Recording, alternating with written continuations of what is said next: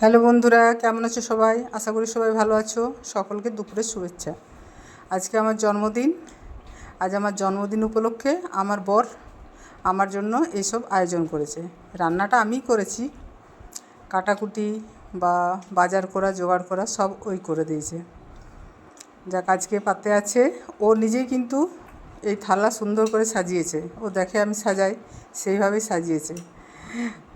আজকে পাতে আছে সাদা ভাত, লেবু লঙ্কা, করলা ভাজা, এগুলো কিন্তু ও সব কেটেছে।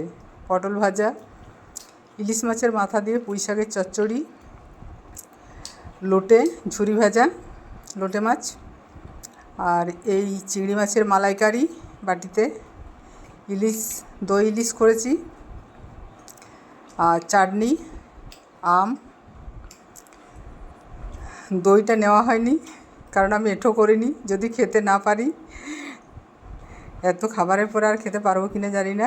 ঠিক আছে বন্ধুরা, ভালো থেকো সবাই, আবার পরে দেখা হবে।